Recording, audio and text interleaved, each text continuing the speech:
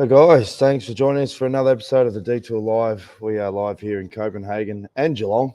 I'm your host, Dan Jones, and joined as always, four-time National Road Champion Johnny Trevorrow. Iffy, today's the day. It all kicks off with the opening time trial and breaking news. The weather looks like it's going to be sunny until about 2:33. The race starts at 2:30, and it's going to rain in the back half. So we could have a repeat of the 2012 Dauphiné, when a young Luke Durbridge went off at the start of the day, surprised the world, won the day because then it started pelting down and all the favourites got showered. But who knows? Anything can happen in this bike race, Johnny. You're definitely right. Now, I'm excited. It's 8 o'clock in the morning there. Now, you just said something that surprised me because you're normally spot on with all your, facts and figures. Yes. It starts about 2:30. I thought it started at 4 o'clock, 1600. First rider goes off at 1600, mate. Oh, right. I've read the caravan must go around at 2:30. Oh, jeez. Hopefully 4 o'clock. Hopefully the rain holds off. Yeah. 4 o'clock. Jeez, I would have been standing around there for a couple of hours going, when's this going to fire up? Oh, jeez. I've got to be back here to get you sorted out. Anyway, all good. Right. All good. Well, the other breaking news is, unfortunately, we spoke to Zach Dempster yesterday about Daryl Impey's situation. He tested positive on Monday, and then he needed he needed a negative test to get over. He didn't really have symptoms for COVID. Unfortunately, he's tested positive again. So he can't get over to the race. Now, he posted a video on his YouTube channel to talk about how he's feeling. Obviously, he's gutted. So this is Daryl Impey's reaction, particularly given that he was in such good form. So here's Daryl. COVID got me during the week. Yeah, no symptoms at all, nothing wrong. Healthy. So yeah, it's very, very frustrating for me because I worked really hard to get here. Winning stage in Switzerland, knowing I'm ready to do the Tour de France again. Missing the Tour de France last year with the crash, and also the Olympics last year and all those things. I wanted to kind of put that disappointment behind me and now move on to the next phase. But it doesn't look like it's going to happen. It's so annoying. Like I said, I feel 100%, but yeah, you need an antigen negative to get into the thing, not a PCR. I've done both, they're positive. Even if you feel fine. This is frustrating because I don't see how the tour is going to get through this next 3 weeks if they're just going to keep testing guys every 3 days or 4 days or 5 days. Coronavirus is something we're going to have to live with. I think unless you're showing big symptoms and you're actually struggling and you're struggling to breathe and things, of course. But if I didn't have this race, I wouldn't have even tested myself and I would have carried on as normal, not even knowing I had coronavirus. So it's frustrating for me, frustrating for the team, it's frustrating for everybody. I'm battling to grasp it, to be honest. And it's so weird, feeling so healthy, feeling so ready to actually be left on the sidelines. Yeah, that was Daryl Impey there. He's obviously gutted. We'll have to get him on the show in the next couple of days if he just check in. I feel for him. It's a hard one. I hear what he's saying. He doesn't feel crook, but they've got to have some, protocols. And if you get positive and they start letting you show it up at the race, they would have not a leg to stand on. If suddenly people were going out. So it's a tough one. I feel for him. Yeah. Now, one guy that popped up at the hotel, obviously a good mate of Stuart O'Grady's. We'll get some insights from Stewie, particularly leading up into the Stage 5 Arenberg finish, because it's obviously over the cobbles. But his mate Andy Schleck rolled up. It was great to see him again. We obviously had him on the podcast a couple of years ago. That was a fantastic episode where he spoke with Cadel Evans about the 2011 Tour de France. But wanted to just pick Andy's brain about, what it's like being a GC rider coming into a Tour de France, and he had an interesting thought on who he thinks going to win the race. So this was Andy Schleck yesterday. All right, Andy Schleck, guy that's had a lot of experience riding GC at the Tour. How do you feel as a GC rider leading into the Tour de France? Tour de France is a special start here. I mean, today is beautiful sunshine. The whole week was good, and tomorrow it looks like it's going to be, raining, pissing down. And if you're a GC guy, you don't like this. You can't really win anything on the first 3 days, but you can lose everything on the first 3 days certainly. So you got to keep calm, relax, concentrated, focus, rely on your team, and then do your best time trial you can do tomorrow, and then the next 2 days is just surviving. Then you go to France, you have a kind of rest day in between, but it's a travel day, and then another couple of days until you finally go somewhere a few stages down to Planche Baffi, and that's where the GC guys needs to start racing before it's surviving. Are you a fan of cobble stages in the Tour? There's a bit of debate whether they should be in or should not. I changed my mind over the last years when I was riding. Didn't thought it was a good idea. I made a very good stage. I finished 4th or 5th on the cobblestone stage back in 2010. Nevertheless, I like when they are in there. Today I'm a race organizer myself, and I think it's great for the public, and this is what we need also to consider. The people make the tour, the event. It's not the riders, it's the people and the audience. So definitely I like them to watch them. But on the other side, I don't hope that any GC guy or any guy will lose a tour on these sections, because there's a race, it's Paris-Roubaix, that's where you can go and do the race. In the tour, I think it's spectacular. I'm happy they're not in every year. But again, I hope that no one will lose the tour there. And what about this year's edition? Obviously, everyone's talking up, Pogačar and Roglic, Vingegaard. Who you think's going to come out on top in Paris? I mean, I think it's quite clear that Pogačar is on paper the strongest guy, and I do believe also in reality. So he's the guy he needs to be beaten. But he goes in and he needs already to defend from tomorrow on. And when the tour starts, he's in a position where we just have to defend, because if it goes and no one do anything, he will take the jersey eventually quite early in the race. I see the strongest team behind this is Jumbo-Visma. They have these 3 guys, I call them the guys who can beat the numbers. Numbers don't count for Van Aert, not for Roglic, and not for Jonas. They can do efforts which are above average and above average A. So if they play smart, I think they should go. My eyes, Vingegaard, I think is the strongest. If it goes to the high mountains, and we go high this year, protect him, and with a guy like Roglic and a guy like Van Aert is this high quality rider. He can turn the race around, and he can certainly be the important guy to help Vingegaard win the Tour. So saying I count more on Vingegaard than Roglic, not because we're in Denmark, but it will be difficult for him to arrive with no time loose to the Planche Baffi and to the Alps, and then he can't play the game. But if we have Van Aert in yellow tomorrow, which I don't think, but it could be, I still believe in Ghana for tomorrow, and then sprinting every day for the green jersey, Van Aert won't be the strong team as I wish to see it. So I think it should go for 1 goal and 1 goal ever. So Vingegaard's your man? Yeah, I have trust in that guy. He's young, and he showed incredible qualities last year. Now he knows that he can do it. So Roglic is good too. It's hard to say, but I go for Vingegaard. There you go. Andy's all chips in with your man Vingegaard.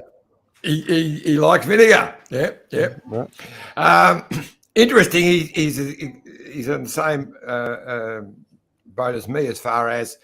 If Van Aert really wants to go for the green jersey, I think it'd be a mistake. I don't think he will. I believe he will go for stages and then go for riding for the team, because they need to. If they want to win this tour, they need Van Aert riding solely for them. Yeah, no, for sure. It'll be interesting to see how it pans out. All right, we're going to take a quick drinks break. When we come back, more to... Wow, that's bloody in early for the drinks break, mate. We're only 9 minutes in and you go for the drinks break. What are you struggling? Yeah, I've just popped a soother because I listened to even my interviews then. Oh, geez, I sound like Madge off Neighbours. Just... Oh, you haven't got COVID, have you? No, I'm fine. It's just a flight, just adjusting. But yeah, I'll pop another soother, folks, and we'll be back with more detour. Look at this bike. You think it's just a bike, right? But it's not. It's a bike 374 people are looking at. This guy, this girl, them, all looking at it. People from here, there, and wherever this is. People that are looking for a bike. Or just a piece of it. Amateurs, semi-amateurs, and pro-amateurs. This guy wants this bike, but with this crank and these bars. This could be the perfect match. But not this one.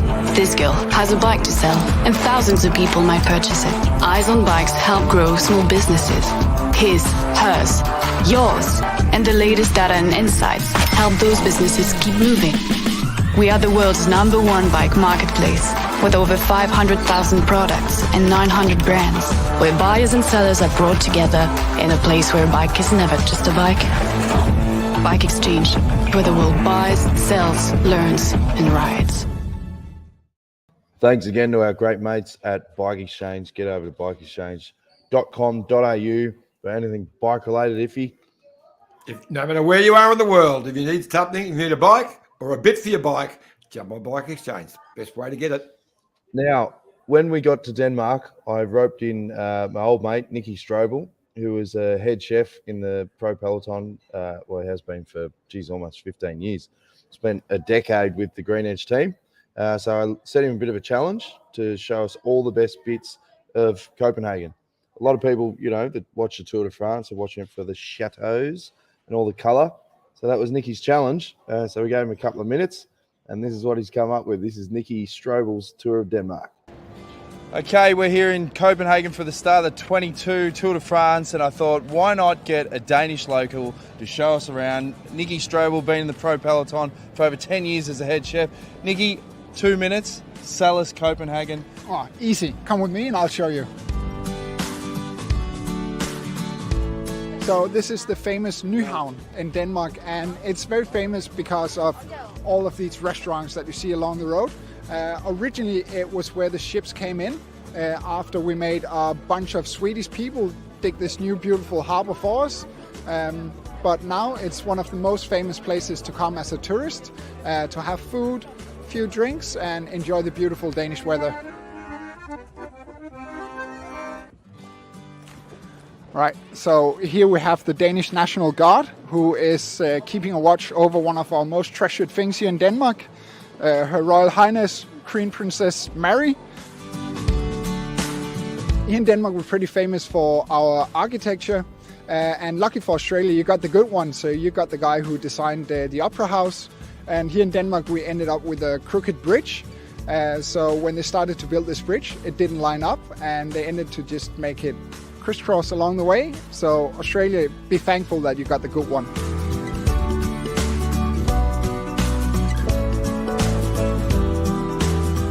Right, Couch Peloton. Here's a spot you definitely want to get to in Denmark. Copenhagen Tivoli. It's the third oldest amusement park in the world. I think it's beaten by Luna Park outside Melbourne. One thing we're really proud of here in Denmark is our roller coasters. Oldest wooden roller coaster in the world, and this beauty behind us, which brings me to the point, why are we in a boat?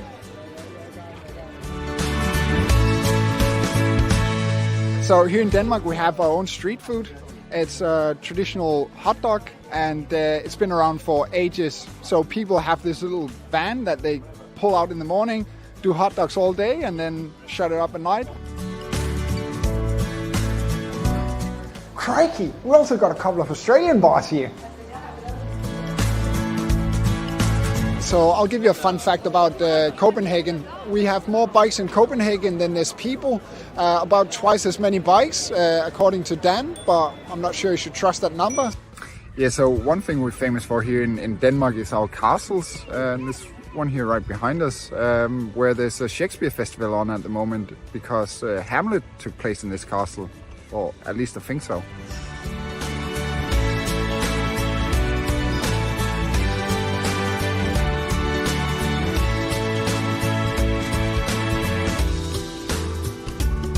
What's your head? So I know you guys in Australia are pretty proud of the Gold Coast. I don't reckon it holds a candle to Denmark. Just like, look at this, look at the views. So Denmark, one of the smallest countries in the world, but yeah, we still got like 9,000 k's of coastline.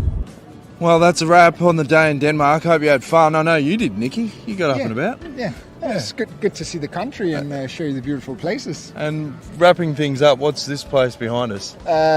Looks impressive. It is impressive. So it's old dude living up there, but yeah, I actually don't know much more. Again, the research, not good. But anyway, get down to Copenhagen. It's awesome. On behalf of the Couch Peloton loves snacks, and they've sent over a goodie bag in a Carl's bag here in Copenhagen. You've got cherry ripes, you've got Tim Tams, and you've got bullets in Copenhagen.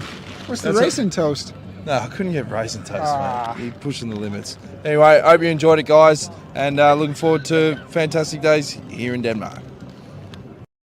There you have it. Nicki Strobel's tour of Denmark. You better have another one of those lozenges, mate. Yeah, I know. I need a couple of days just to get. He's a legend, Nicki, and he was amazing. But hey, listen, I'm a bit not disappointed, but I noticed SPS obviously rate you a lot higher than me. You've got a blue SPS windsock and a red one. You got both colours. What's going on there? So they were disappointed in how dirty your sock got at the end of the Giro, and then Catherine said, "Look, I'll bring a new one over for you." So I brought your old dirty one and got a freshie. I've got two. And you're using both. I see that. Oh, that's good. Okay. Oh, well, yeah, fair enough. Fair enough. But no, he's great, buddy, Nicki. So we're going to be travelling around with him till Monday. So we'll go see all the sites. I think we're going to Hans Christian Andersen's original house or something on one of the stages, because we're just going start to start. We'll get a bit of stuff. Didn't he one of the only Dane who won the Tour de France? Oh no, that was the other guy. That's right. Sorry. That was Brown Reese, wasn't it? Yeah, I'm just being a smart aleck. I know. Yeah. Okay. Gavin B says, "I get Daryl's frustration, but while he might not show symptoms, what happens if he passes it to someone who does?" Exactly. Hit no, that's exactly. Yeah, exactly. Yeah. That's a big one. Rob Charlton says, "Great to see you back, Jonesy." On you, Rob. And David says, "Great work, Dan and John. Love the t-shirts. A great interview with Andy Schleck. What a humble Tour de France champ he is." Yeah, he is. Very true. Prasad says, "Hi, good morning. Which GC team will have advantage in week one, Johnny?" Oh, look, you probably go with Jumbo Visma. I mean, I reckon Wout van Aert could very well get the yellow jersey today. I think he run a place. I reckon he probably run second or third to Ghana, but it won't be much in it. I think they'll probably.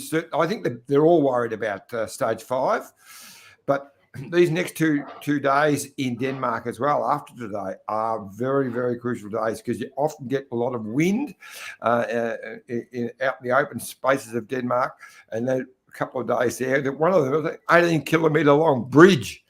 Imagine what that's going to be like. I'm looking forward to that one. Have you been able to fix your accreditation so you can actually drive over the bridge, or are you still on the orange? I think with the orange, we're still going to be able to get over the bridge, because there's pretty much no other way to get the finish. Oh, okay. So remember, there were certain days where they'd have like the race route would literally be orange the whole way. And you're like, oh, jeez, it's one way in, one way out. So I think we should be good. Jan Borman, hope you recover quickly, Dan. This is just recovery from the flight. There's nothing to see here, folks. We'll be fine. All right, let's have a look at the actual stage route, Iffy. It's 12K circuits. You wanted some vision. Oh, hang on. Here's Stuart O'Grady. Hang on. Good stuff. Now we can't hear anyone. I can't hear you.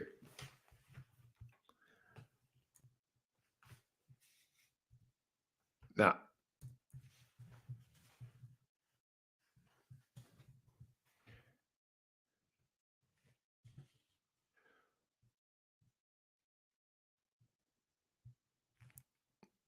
Unmuted. Is that working? It is now. Okay, 2 seconds. You got Shuey on real quick. G'day, Stu. How are you, mate? Very I'm good. really How are you, well. I'm good, That's bud. good. Bit strange being back here and you guys are all over there, but I can live with it because Dan's doing a great job. So how's the Moo Moo crowd going? Yeah, fantastic. Had an absolute ball. It's just so good to be back in Europe. So good to be back at the Tour de France. The guests are just absolutely fizzing. I mean, the welcome we got at the team presentation was, it was like being at a rock concert. It was massive. Yeah. Seeing Durbo and a few of the guys after, they were genuinely like just still buzzing. They'd never seen a crowd like it. Been hearing I've that, just been out for a quick spin around the prologue circuit and done one lap of recce. Now about to grab our group and head out for a group ride on the prologue circuit. Well, while I've got you, because I did see a Facebook shot from you today, and you were out riding with the group. That was great. But because I was going to ask Dan about it, but he won't know what he's talking about. So while I've got you, you've done a recce. So what do you? I hear that the course is power early, but very tricky in the last part with 18 corners. Yeah, it's a pretty tough course, actually. Even at this hour of the morning, I mean, we're only at 8:30 in the morning. There's a little bit of breeze about.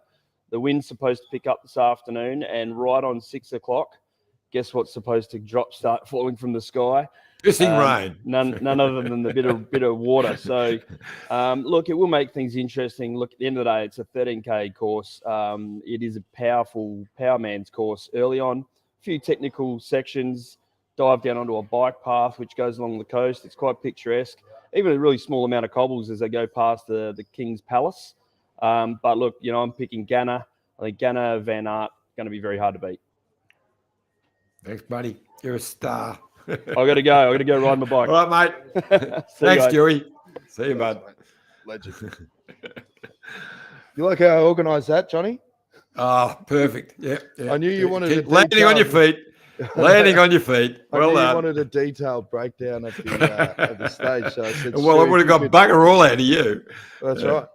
But interesting insights. I think the weather one's the big one. That's going to be the biggest. Yeah, well, he was actually very different to you. He said it was 6 o'clock, so you've got no idea what you're talking about. But anyway, that's fine. Well, yeah, no, I had a look at Google weather, and said there's 40% chance at 3 o'clock onwards. So okay, all right. Yeah, I have to wait and see. Well, see, I've got the times here for all of the Aussies. Yep.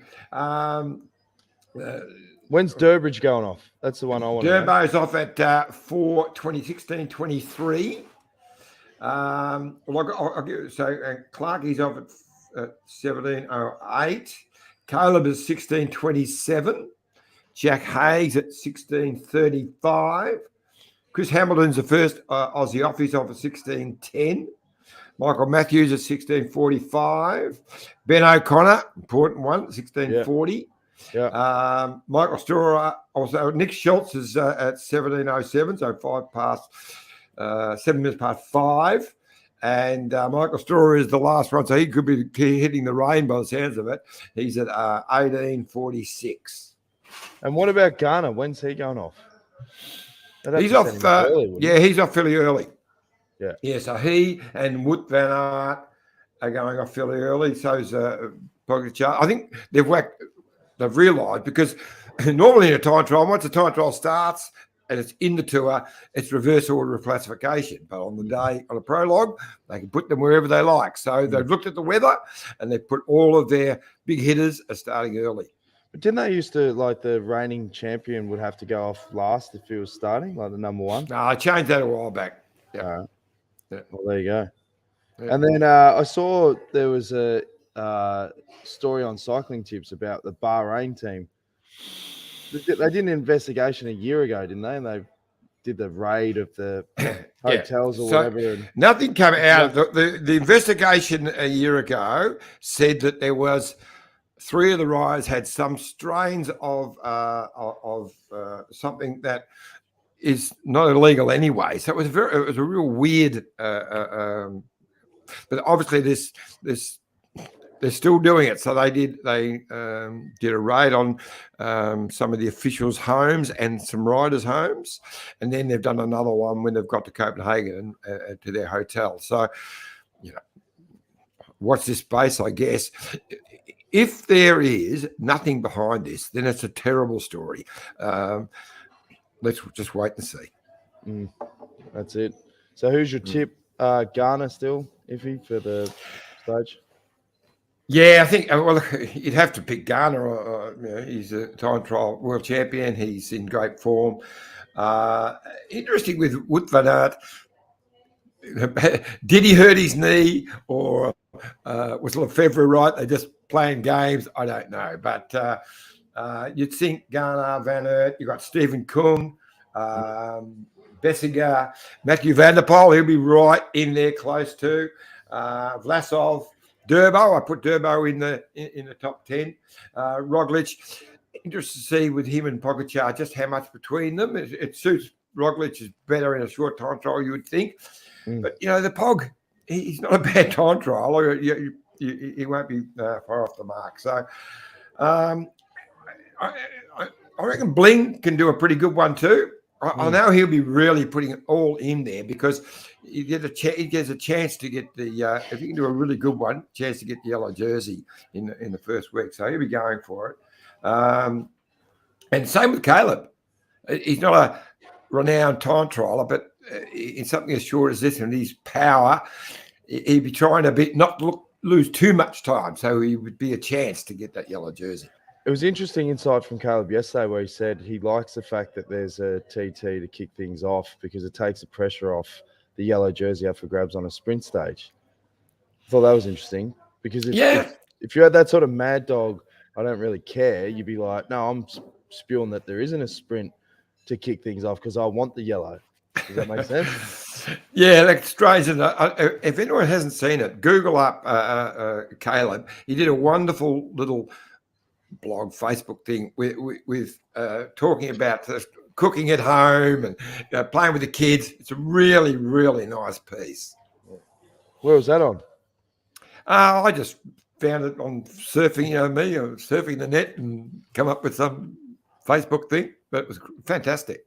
Now, one thing we're doing with SBS Sport this year is the Ride of the Day Award. So you can get involved on Twitter. Use the hashtag CouchPeloton and SBS Cycling, and you can nominate as the stage going on. Obviously, the time trial is a little bit trickier, but the other stages you can say, "Hey, this rider should be nominated for Ride of the Day," and then at the end of the stage, you're going to have a poll and you vote on the top 3 riders, and then whoever wins it, they're going to be presented with the plush kangaroo by your good self the next day, and then I'll have consolation prizes for the guys that don't get the chocolates and wind them up. But it's going to be a bit of fun, so get involved on Twitter. And also thanks for all the support with this show, youtube.com/Detour Podcast. Like, share, subscribe, and we'll be on at 4 p.m. Australian Standard Time for the rest. I've got to change that rest of the Giro. Jeez.